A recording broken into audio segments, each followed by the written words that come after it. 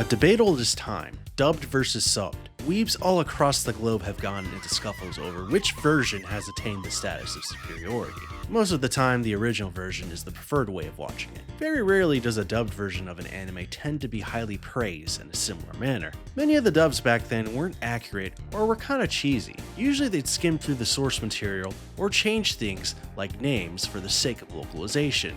It wasn't uncommon for things to get censored for the sake of following television guidelines at the time. So you get goofy changes like cigarettes into lollipops or guns into pointing fingers. Content guidelines back then for children were extremely strict. You couldn't have anyone die or have any visible English shown, and God forbid you didn't call a rice ball a jelly-filled donut. We've come a long way from those days, haven't we? That isn't to say there weren't any anime dubs that weren't accurately adapted and left mostly uncensored throughout their runs on television, but you're again left with the same problem, the voice acting. Sometimes it was good, sometimes it was kinda, well, could have been better. You fell faster than a deck of cards in a tornado. There were times where some characters got accents, while others got voices that didn't always fit them to a T. It was especially hard to adjust if you'd watched it subtitled first. You expected that character to sound a certain way, now they suddenly had an Australian accent, or from New York, even though the anime took place in Japan. What is that about? Where the f did that come from? The accent thing was mainly a byproduct of 4Kids trying to be different, but even early Funimation dubs did that when it first began. But as time went on and anime got bigger than it was over 20 years ago, dubbing naturally became better in due time. More attention and care was put into adapting the source material faithfully to an English-speaking audience, without making any of the concessions to localize or censor aspects of it like previously. You were getting a one-to-one adaptation with some decent voice acting to boot. We live in an unprecedented time where not just anime is getting good dubs, but video games are even reaching that same apex of quality. Now granted, not everyone is on the same page when it comes to there being a noticeable quality increase with English voice acting these days. There's still enough people who still watch anime subtitled, which all really just comes down to preference if anything. But it also reflects the majority who consume anime on a platform such as Crunchyroll or HDive. Many people still find English dubs to not meet expectations. It could be that maybe the performance isn't on par with the Japanese version, or that a character sounds too mature or goofy perhaps.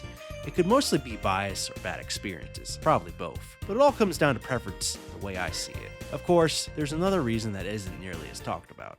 Much like how there's beloved celebrities within the entertainment sphere from movies or television shows, there are a handful of voice actors who have received that same amount of acclaim for their iconic voice acting roles. It's pretty much what started the whole same 10 voice actors stereotype that has been going around since the 2010s. Mostly because only a certain pool of voice actors lived in Texas, where Funimation, now Crunchyroll, resided for a time. I'm not too sure if that matters with casting roles now, or how the pandemic made work from home culture a factor into all this, but it's certainly opened up more options for upcoming VAs in the industry, so there's not really a need to relocate as far as I'm aware, at least in a mandatory sense. And while I imagine things in general have changed over the years for better or worse, the biggest threat to this industry by far is the introduction of AI. I spoke about this in a previous video, but only briefly for the sake of time. I really didn't get the chance to talk all that much about what that all meant. So this is sort of my way of expanding upon the subject, especially since more information and ugly truths have propped up since my last video.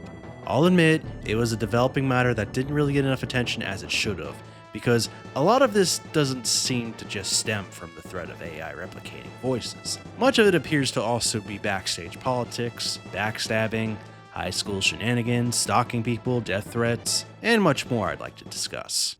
I'd like to ask those of you watching this a favor before I go on. Please do not harass or bother any of these people I'm about to mention or talk about today. They've already got their own problems to worry about with this whole mess, regardless if you agree with them or hate their guts. I like to think a lot of you are reasonable, level-headed people, and many of you are from what I can gather. But I need to bring this up because there are people who watch a video like this and go out of their way to go after those people, all because they saw some random dude on the internet validate their opinion enough to take action. So this is mostly to cover my ass, and because I don't want to be the reason it happens. I do not condone harassment or threats of any kind. Just wanted to put that out there real quick.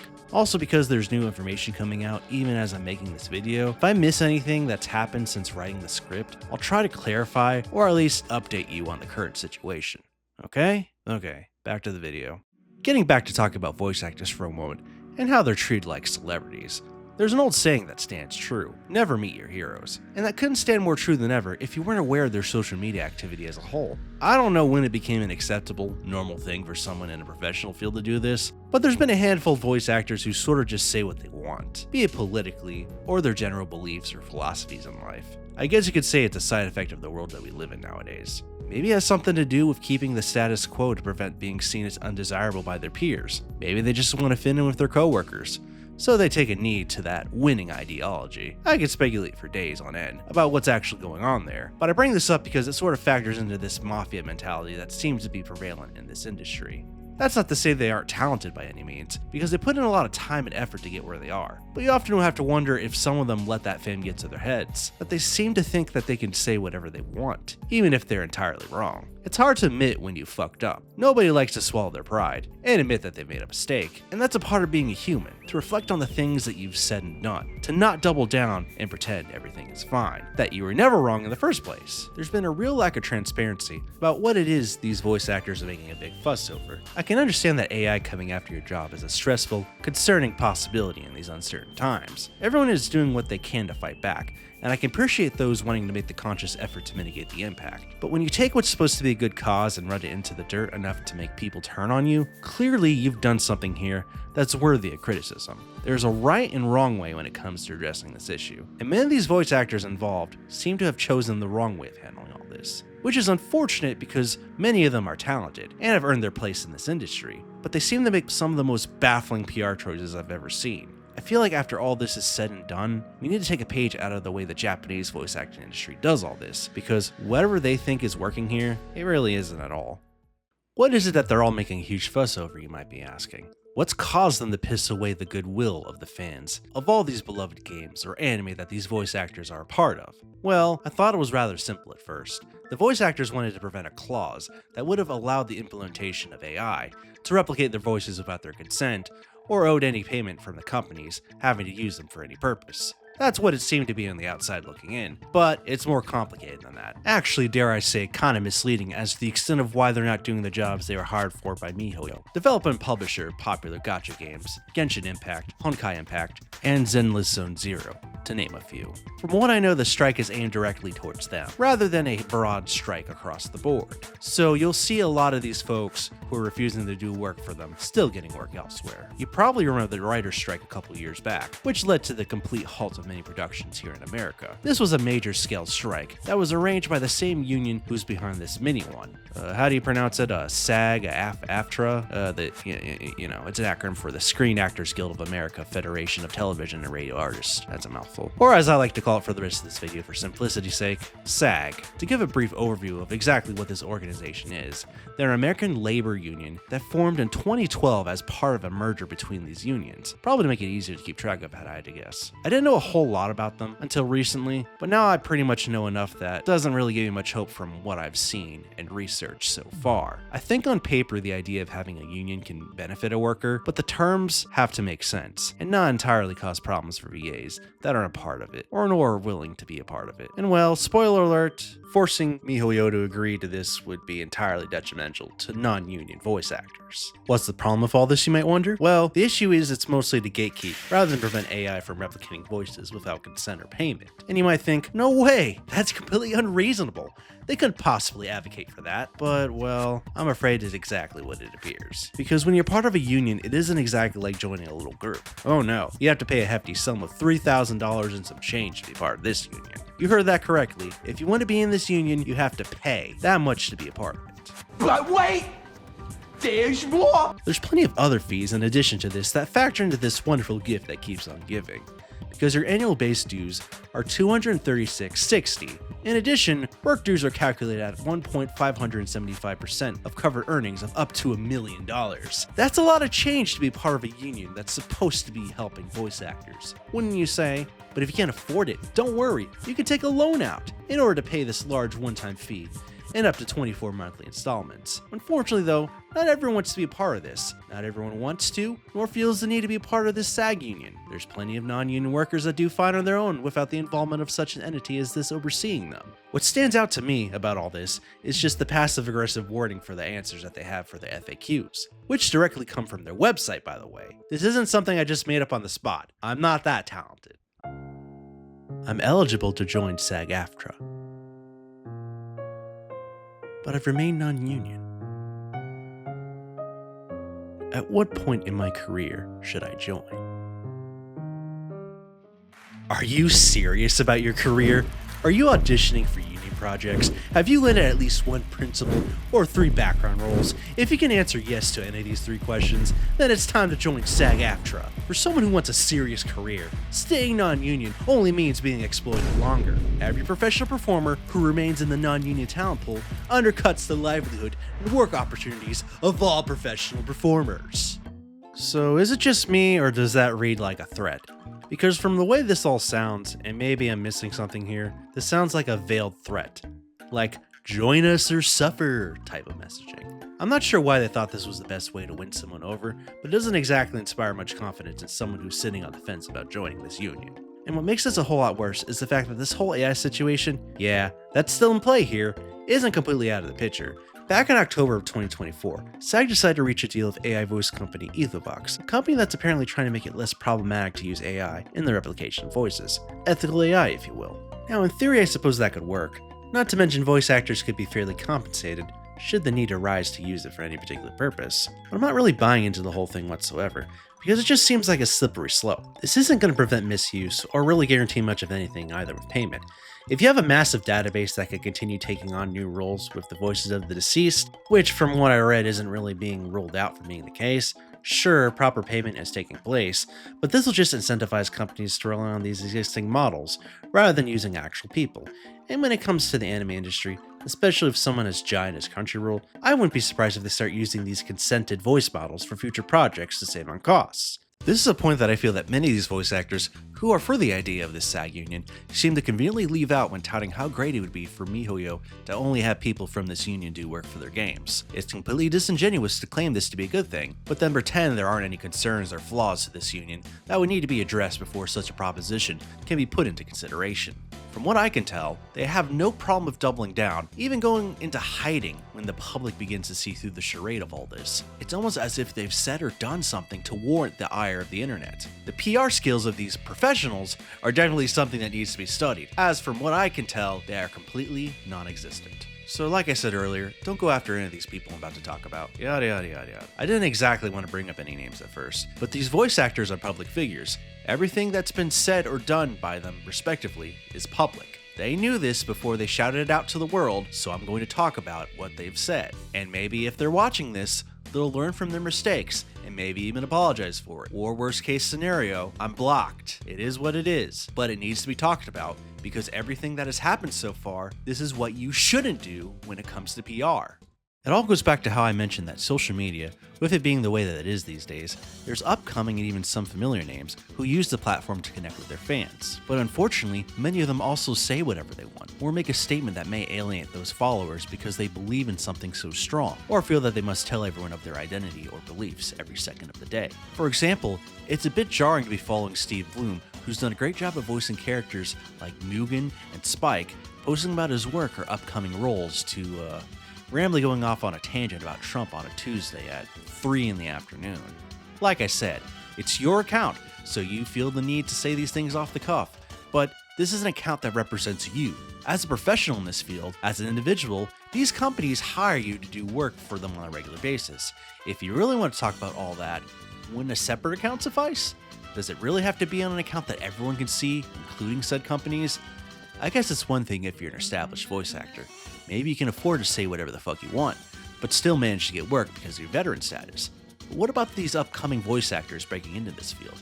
I honestly don't feel like they have the same wiggle room or flexibility to be able to get away with doing any of that.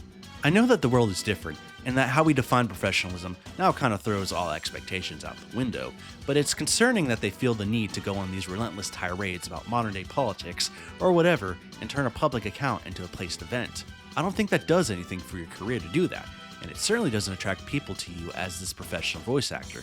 Emphasis on the professional part. One of the many things the strike has caused is for those within the SAG union to withdraw from doing their jobs, which meant not showing up to the studio to record any of their lines, putting MiHoYo in this tough position of muting certain characters in the English dub of their games. But eventually they couldn't ignore it any longer. It was only a matter of time before they had to recast, especially when it was becoming apparent that no such resolution would be reached. Now, I don't know a whole lot about Genshin Impact. I know maybe a handful of characters here and there, so I'll probably butcher the name of this guy, but this whole PR nightmare for these VAs began when a non-union worker who resides in Japan, who probably had no idea who any of these people were, announced that he'd be taking on the role of Kenichi. This led to many of these union VAs dive-bombing on him, acting all passive-aggressive and denouncing him for having taken the role away from someone else. But here's the thing you need to understand. Most people who don't show up to work get fired. When you get fired, you no longer have that job. So, you need to be replaced with someone else, because the previous voice actor for Kenichi was throwing a hissy fit and refused to do the job that they are paying him to do. So, he got fired and replaced. It's a simple concept that I think was probably too complicated for them to understand, I guess. This aside, them going out of their way to suddenly come at Mr. Takanashi like he kicked a puppy was definitely a litmus test. It really put a magnifying glass on these people, who again were so used to saying what they wanted, having their thoughts validated by a small group of dedicated fans, to now facing the repercussions and failing to do proper PR when criticized for what they said. Now, some have since privated or deleted their accounts, so I'm not really able to trace back what was said for everything, but there are plenty of screenshots involving a certain voice actress you may have heard of. Hey, so I wanted to pause this video to give a brief update on this person that I'm about to talk about. If it wasn't obvious, I'm talking about Kayli Mills. So apparently she's apologized, but the problem with this apology is that it seems less sincere and more to do with the fact that she just wants to get the heat off her. Which is understandable because after all that she's done and said, I would do the same thing, but you know, it still just doesn't really come off as genuine. She says that she didn't want to include the public in this, and the problem is when you make tweets like that directly instead of just talking to him, then yeah, the public's gonna get involved. I mean, that's a no-brainer. You're a public figure, so it's a given that people would want to get involved themselves in this. So you aren't doing yourself any favors by just talking and talking. I mean, it's good that she apologized to him in private, but it also raises the question, why didn't she say that when this was all happening? It just doesn't make any sense, but whatever. She still apologized, but it still makes me wonder why it took so long to actually get an official statement, especially when she still kept saying stupid shit. It is what it is, but I still thought it was worth mentioning in this little update just because it is something that just happened recently and I thought was worth mentioning. So with that being said, I don't hate her or anything like that. I mean, I even make a point to just mention that I don't hate her, I just lost respect for her. And I still kind of don't have as much respect for her as I once did. Some points that I make in this section are going to be a little outdated just because this new information came to light. But a lot of my thoughts, they haven't changed. I still believe in holding voice actors accountable for what they say and do online when they are public figures. It's really no different from a celebrity. If a celebrity does something that people don't like, then they shouldn't be surprised when they speak out against them. Anyone can see their social media activity. It's no different from seeing what Logan Paul does, or Hawktua Girl, or Mr. Beast. You have a reputation to uphold as a public figure that everyone knows. Even if you're a D-list celebrity, which, I guess that's what a voice actor would be, but whatever. Point is, people still see what you say and do, so you should be very careful and have good PR. Now, with that said, let's get back to the video. Kayli Mills, a self-proclaimed donut queen who's known for voicing characters like Amelia from ReZero, Union from Konosuba, and most importantly, Keying from Genshin Impact, made a huge blunder when it came to handling all this. I want to say I'm disappointed in the way that she handled herself, but again, in the world we live in, having lapses in judgment are as common as tap water. I'm not going to dehumanize her because she fucked up this badly, but I'm also not going to let her off the hook either. She needs to have her mistakes acknowledged and held accountable. Now, you may be asking why I wanted to name her out of everyone that probably deserved as much ridicule. Well, you see, she made it worse for herself. Not only has Miss Mills parroted the points and benefits of being a part of the almighty union, but she was also stalking him? No joke, she looked into the fact that he'd bought a house, which implies either her or the clique she's a part of were digging up up dirt on the guy, which is not a good look, regardless of how she managed to find that out. Never mind the fact that Mr. Takanashi didn't know anything about the strike or what the hell a Genshin Impact was, apart from it being the latest gacha mobile game that was raking in the cash. To him, it was likely just another job, but one that would help offset the costs of things like purchasing a house, which is apparently a diabolical thing to announce on a public space like Twitter. But what's funny about all this is the twist to this whole thing, which, yeah, we'll get into that a bit later. She was pretty much digging the hole deeper for herself, the further she kept tweeting, as if she were in the right, doubling, tripling down on the fact that this singular man was everything wrong of the world, all because he took a job that somebody else was refusing to do. Now, it goes without saying, it didn't take long before she ended up deactivating her account, but from what I saw before she did, she didn't make any effort to really try to understand what people were saying, rather just making fun of a typo that could have easily been fixed and continuing to make herself look extremely bad when it came to handling the situation. Many have pointed out that when someone in the voice acting community was being outed as a sexual abuser, she defended this person instead of denouncing them for the act, which I don't know a whole lot about what that was, but if what I'm reading about it seems to be the case, then I'm starting to wonder if she's going to ever learn her lesson from this current situation. I say this because despite getting off of Twitter, she's actively posting on YouTube like all is well, even replying to comments about how her stance on all this was incorrect, which indicates that the chances of her apologizing are slim to none. I still like to give people the benefit of the doubt, granted, but I don't know. What do you all think? But believe me, despite this, she's relatively more sane than this next person we're about to talk about, because they've made a series of interesting tweets, as many have had, about Mr. Takanashi replacing someone. But what they're known for is for this infamous video that they put out that makes you wonder how they even got this job in the first place. Okay, here's the thing. If voice actors, both non-union and union, in a video game want a game to go union, the game should go union. Nobody else's opinion matters. That's it. And YouTubers don't know anything. YouTubers don't know anything. They're not voice actors.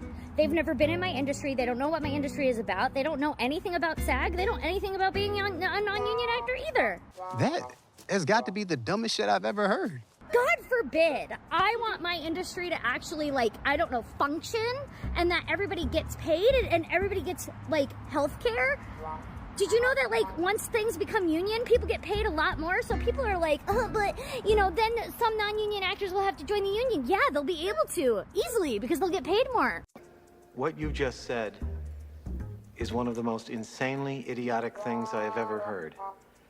At no point in your rambling, incoherent response were you even close to anything that could be considered a rational thought. Everyone in this room is now dumber for having listened to it. But bottom line is that both non-union actors and union actors in a video game want it to go union and have wanted it to go union for a long time. So nobody else's opinion that is super fucking wrong anyway matters. And may God have mercy on your soul. Corina Boettger, far as I know, has had a handful of roles in some things I'm familiar with, but what they're best known for is the voice of Paimon from Genshin Impact. Now, I'm not one to make fun of how someone looks, but this doesn't seem like someone who's all there. Or maybe this is just how they are. Who knows? All speculation at this point, but putting that aside, they made it clear that they're all for the union, that nobody knows what they're talking about, as if none of the information on the SAG website is accessible. But what kind of makes this rather funny to me is that after this video was spread around, Corina decided to say it was all fake?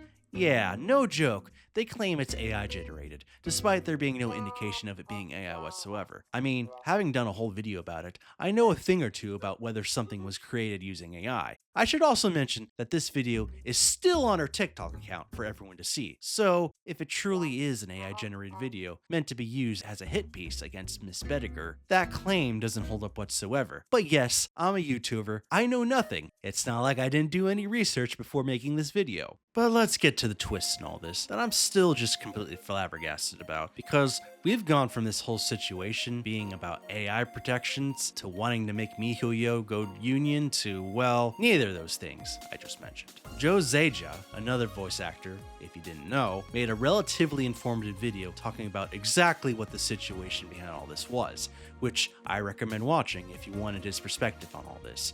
He pretty much goes over all the SAG stuff like I just did, but what stands out to me is what he ended up revealing that completely brings us all back to square one with this. Okay, so Why the hell aren't actors going in to record lines for Genshin if it's not struck? When the strike happened, many Genshin actors got together in various disparate channels and decided that now would be a good time to try to engage with Hoyo and encourage them to take some action. Actors could use the momentum, the social momentum of the SAG-AFTRA strike to include Hoyo properties in the conversation. Again though, it's not a strike, and it has nothing to do with the union. Since this is not a strike, I'm not going to call it a strike. From here on, I'm going to call it a collective work refusal, because it's not governed by any one body like SAG-AFTRA. There is no one result desired like a collective bargaining agreement, and there is no penalty for not participating, unlike the SAG-AFTRA strike. If you are a union member and you cross the line and record games you're not supposed to, you can be penalized. In a non-union environment, that doesn't exist. You heard that right. This isn't a strike. At least, not in the same way you'd seen with the writer's strike back in 2023. This was just some of the voice actors who decided, hey, let's stop doing the job we're getting paid for, and decided to try to use that to somehow snowball into a bigger discussion around going union. This was a huge revelation to me, because it meant that not only was this not about AI protections, or the beginning of a huge strike against MiHoYo, but how this was simply a clique of people who were actively trying to make a molehill into a mountain, that were the only ones doing it and were failing spectacularly. That's why there were still plenty of people still working on the game as voice actors. It really clicked. Oh my god, I finally understood it. They were dogpiling on Mr. Takanashi because they felt like it. Which would explain why he didn't know anything about what the hell was going on in the first place. He wasn't in the social circle whatsoever. He was just a non-union voice actor filling a role that someone else refused to do. That's it. They didn't like that, so they ganged up on him because they just felt like it. That's pretty damn insane if you ask me. And if this doesn't result in multiple people getting fired from every MiHoYo game that they're actively on, I'd be surprised. So now we know the real reason for all this. What exactly happens from here? The way I see it, honestly, it only makes sense to fire those unwilling to do the jobs that they were paid for. There needs to be consequences for how much of an unprofessional shit show this entire thing was, especially since it took place in public for everyone to witness, popcorn and all. I guess it's a good thing that those who began this have left Twitter, even if it is for just a couple weeks at best. But do I think they're going to learn from all this? Probably not. When you're at a certain level of fame, even if it's just voicing an anime girl with a cutesy voice, you can pretty much sweep anything under the rug, including things that should in theory ruin your career. It remains to be seen if there's ever going to be any serious repercussions for what some of these people have said and done. In a perfect world, we'd see it happen, but chances are they're going to come back, pretending nothing ever happened, because that's just how the internet is now. Thankfully, nothing on the internet truly leaves the internet, so we can remind ourselves to not support these people in any way. As for me, I can only separate the art from the artist. They are talented, as I said before, and I do wish they were more careful of what they said, and actually made the conscious effort to do proper PR, which would have helped them in the grand scheme of things. But with the way the entertainment industry is, even for voice acting, it remains to be seen if anything meaningful comes from all this, apart from greater awareness for those who already prefer their anime subtitled. Just another victory for the sub enjoyers out there. Dubbed taking yet another L. I guess it might be time to switch to the Japanese dub for Genshin Impact now, or the original Chinese version if you're looking to raise your social credit score, because from what it looks like, I might just prefer it all subtitled from here on out. Thank you so much for watching my video. The reason why a new video took so long to come out is because I was having issues with a new GPU that I had bought, and after like a month of agonizing over it, it turned out to actually be the GPU. So I sent it back, and now I'm waiting for it to come back. In the meantime, I've been using my old GPU, which is working just fine. I haven't had any issues of blue screens or the hardware acting all wonky on me. I'm glad that I was able to work on this one, especially since it was so topical and new compared to the issue that I wanted to talk about, which is still coming, but this one seemed more important. You know, there might have been some new information since then that might have changed things in this video and maybe aged it like milk, but you know, it is what it is. So anyways, thank you guys so much for watching this video, and if you liked what you saw, be sure to subscribe, and I will be posting more as soon as I can. Alright, thank you very much. Have a good one.